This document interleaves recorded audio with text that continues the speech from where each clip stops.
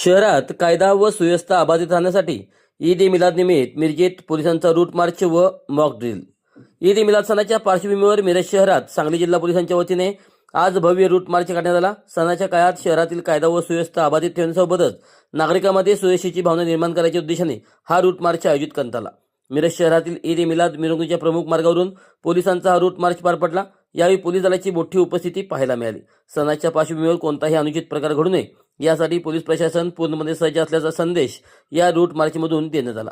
या रूट मार्चमध्ये डीवायएसपी व प्रभारी अधिकाऱ्यासह 4 अधिकारी, इतर 18 पोलीस अधिकारी, 80 पोलीस अंमलदार, SRPF 1 प्लॅटून, RCP ची 1 तुकडी तसेच तब्बल 170 होमगार्ड जवान सहभागी झाले होते. ईद ए मिलादच्या पार्श्वभूमीवर शहरातील संवेदनशील भागासह प्रमुख मार्गावर पोलिसांकडून विशेष बंदोबस्त ठेवण्यात आला आहे. नागरिकांनी सण शांततेत व उत्साहात साजरा करावा तसेच कायदा व सुव्यवस्था राखण्यासाठी पोलिसांना सहकार्य करावे असे आवाहन पोलीस प्रशासनाकडून करण्यात आले आहे. या रूट मार्चमुळे मिरज शहरातील नागरिकांमध्ये सुरक्षेचा विश्वास निर्माण झाला असून सणाच्या पार्श्वभूमीवर पोलीस दलाची सज्जताही अधोरेखित झाली आहे.